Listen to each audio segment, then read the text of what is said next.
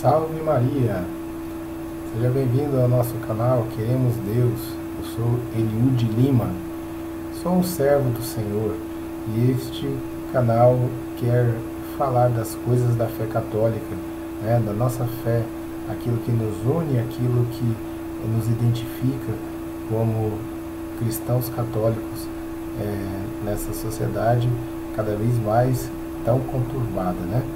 Então, seja bem-vindo, seja bem-vinda e que você possa nos ajudar mandando as suas impressões, os seus comentários, né, sobre aquilo que a gente está produzindo. Estamos numa série tratando sobre os sacramentos. Então, agora nós vamos falar sobre o sacramento da confissão, penitência, também conhecido como penitência ou reconciliação, né? Então, Jesus, quando ressuscitou, ele disse: o pecado daqueles que vocês perdoarem serão perdoados, e daqueles que vocês não perdoarem serão retidos.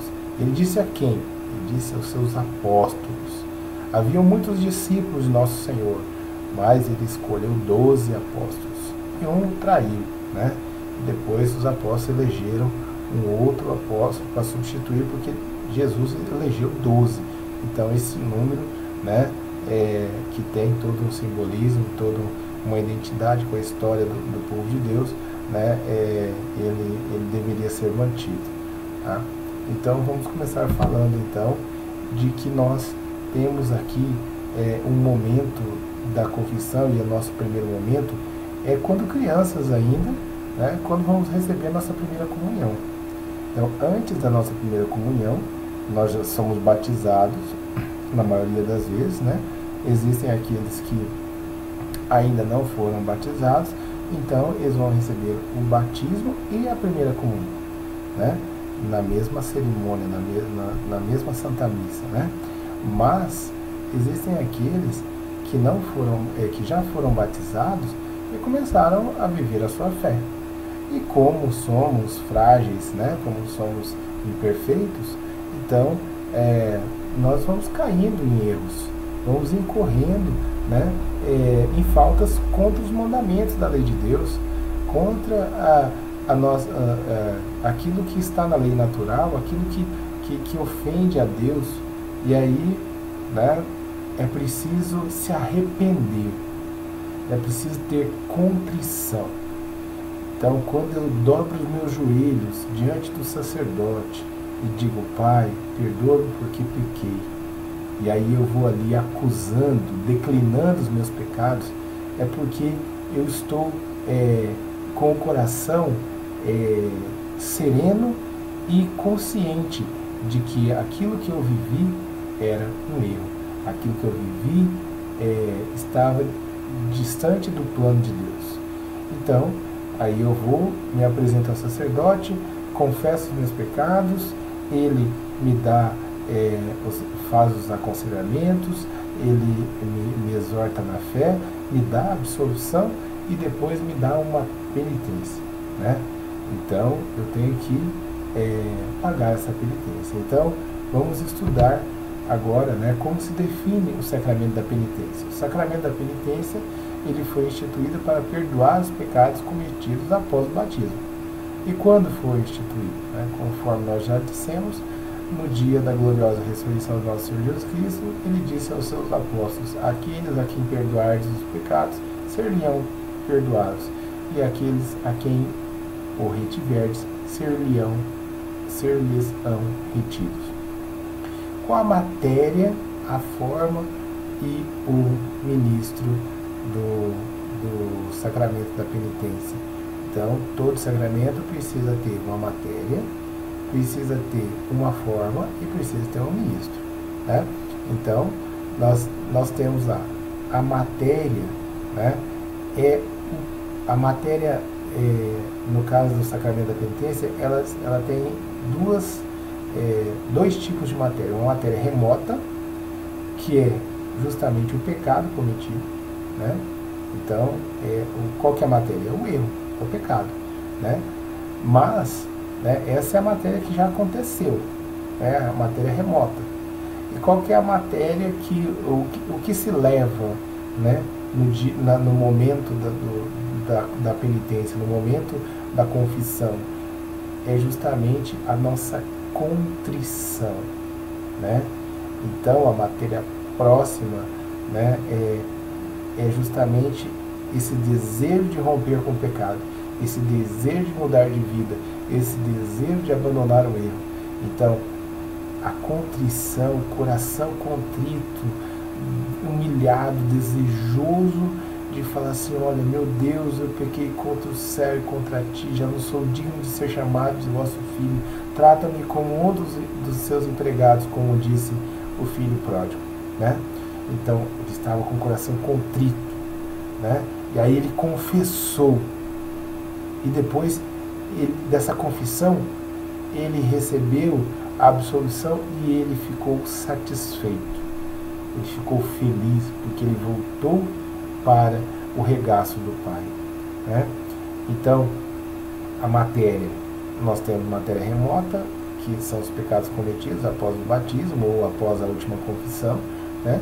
E depois a matéria próxima, que são os atos do penitente, a contrição, a confissão e a satisfação. E qual que é a fórmula?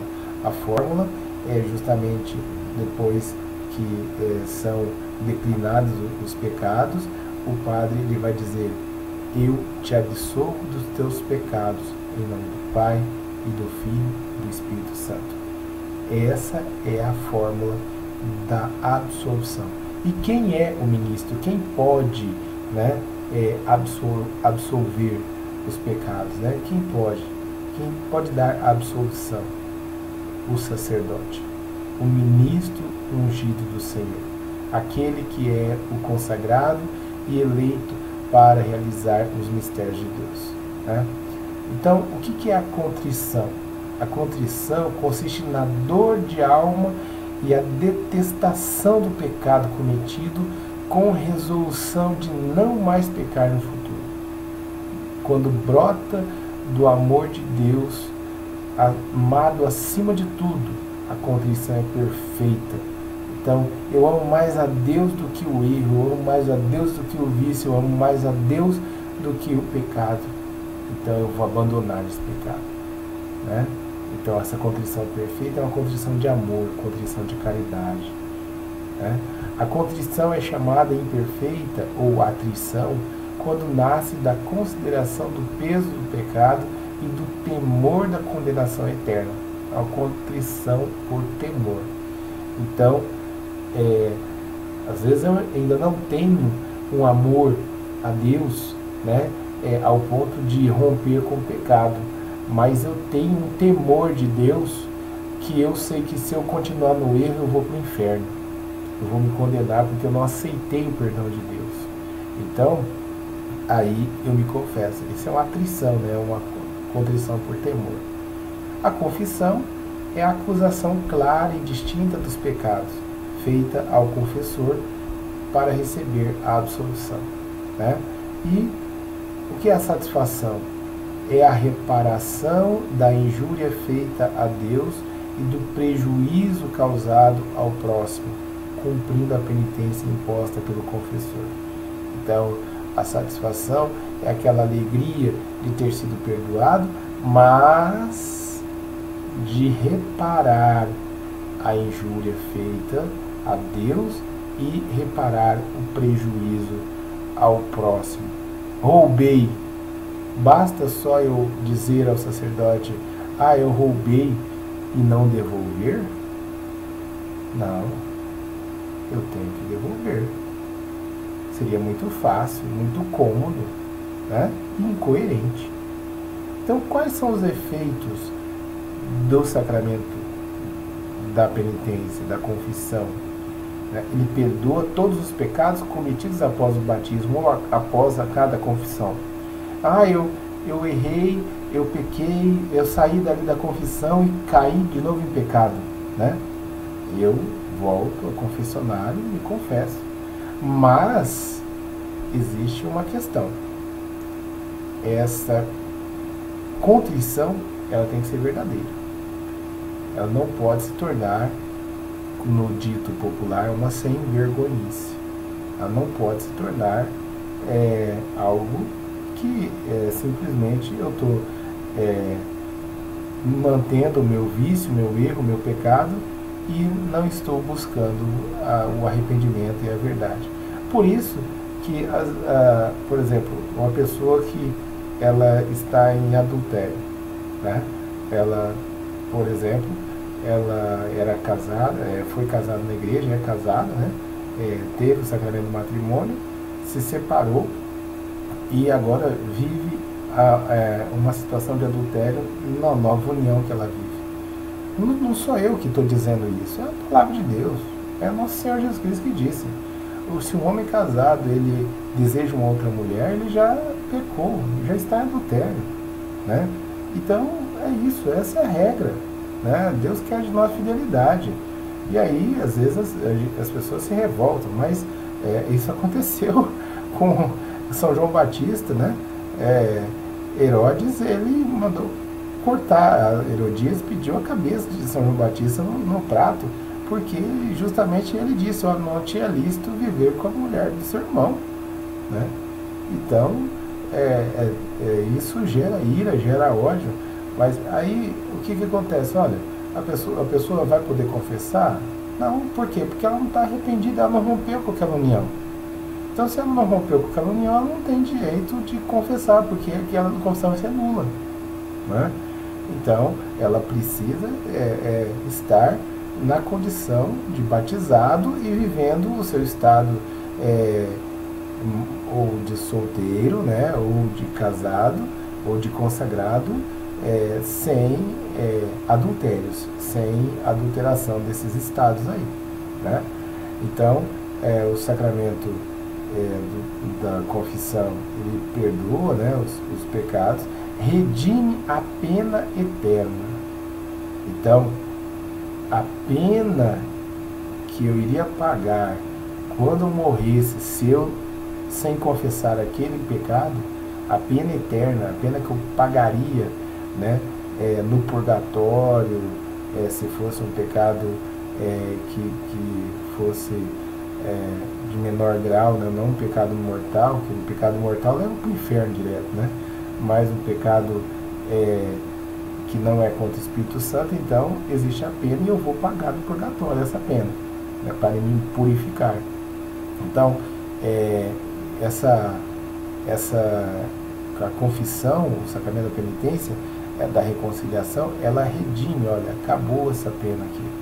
Só que aí existe uma pena temporal, né? E aí essa pena temporal é justamente os ajustes que Deus vai fazendo na nossa vida para que nós possamos melhorar, né?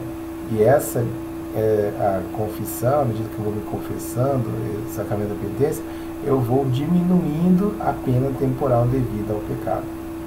Ela restitui os méritos perdidos, ou seja, quando eu estou em pecado, eu perdi todas as graças, perdi todos os méritos. Tudo que eu fiz, eu estou em pecado e fiz uma caridade, não teve valor nenhum. Eu estou em pecado e fiz o bem para alguém, não teve valor nenhum. Por quê? Porque justamente o meu pecado, o pecado que estava instalado na minha vida, ele abria um guarda-chuva em cima de mim e ele não permitia que a graça de Deus entrasse quando eu fiz um bom ato, uma boa atitude. E aí, o sacramento da penitência também confere ou aumenta a graça santificante. À medida que eu vou me confessando, à medida que eu vou caminhando nessa vida de reconhecer o erro, reconhecer as minhas más inclinações, reconhecer aqueles vícios que vão se apresentando, eu vou crescendo na graça de Deus. E Ele auxilia, esse sacramento auxilia na luta contra as más tendências e as tentações, evitando assim as recaídas. E Ele nos dá uma paz de consciência.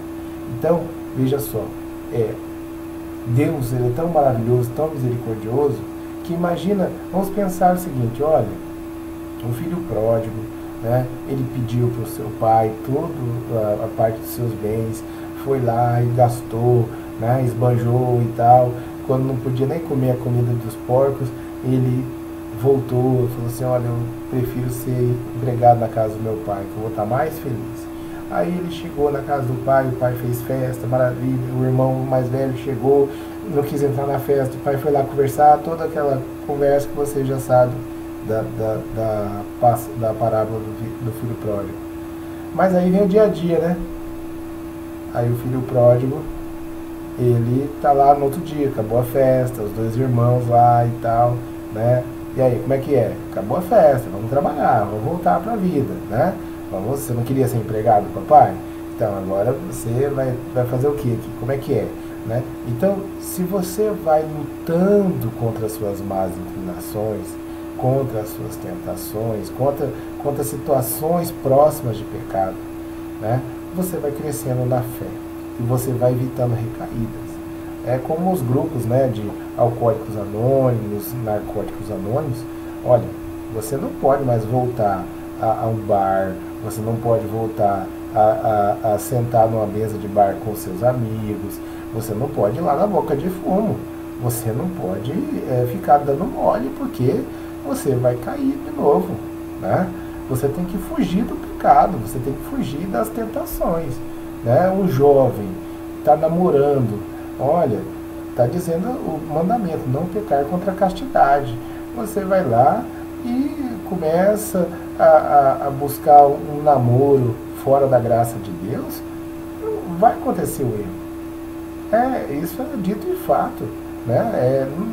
Não tem como você evitar algo que, por exemplo, um homem casado que começa a ter amizade, intimidade com uma mulher solteira ou uma outra mulher casada, ou um trocando confidência com o outro, olha, isso aí, onde vai parar isso? Então, olha, cada um tem que se reservar. Por isso que nós temos o sacramento da confissão, porque além dele servir para que nós acusemos as nossas más inclinações, os nossos erros, ele também serve como um caminho de crescimento. Hoje os consultórios de psicólogos e psiquiatras estão lotados, né? As pessoas aí buscando terapias, mais terapias. Começa a caminhar em Deus, começa a fazer um caminho sacramental. Eu tenho certeza que a sua vida vai ser transformada, pois à medida que você começa a entender que o justo peca 7 vezes ao dia, e aí nós não somos justos, o justo é o santo. Se nós não somos santos, então nós pecamos muito mais que 7 vezes ao dia. E aí nós temos que ver, mas onde é que estão esses erros? Bom, o primeiro erro, amar a Deus sobre todas as coisas. Eu passo o dia muitas vezes e não amo a Deus sobre todas as coisas. Então, olha, eu preciso já começar a reconhecer como que eu não estou amando a Deus. Então, é preciso fazer o exame de consciência, né, para poder cada vez mais aprofundar nesse caminho e começar a reconhecer os detalhes, o que estava por trás de determinada inclinação, determinada atitude que você vai manifestando, e é um autoexame, né? Então você vai se reconhecendo e você vai acusando isso diante do seu confessor, e ele, pela unção do Espírito Santo, ele vai te ajudando. Ele vai te ajudando e você vai crescendo. Então que nós possamos efetivamente viver a nossa fé e aproveitar desse sacramento maravilhoso, que é o sacramento da reconciliação, que é o sacramento da confissão e o da penitência, que Deus nos deixou para que nós possamos cada vez mais estar em comunhão com Ele. Que Nossa Senhora nos ajude, que Nossa Senhora nos abençoe, que ela nos fortaleça e que você possa a cada noite fazer o seu exame de consciência antes de dormir e pedir a Deus que te dê força para chegar ao confessionário e acusar as obras do mal na sua vida. Louvado seja nosso Senhor Jesus Cristo, para sempre seja louvado. Salve Maria Imaculada!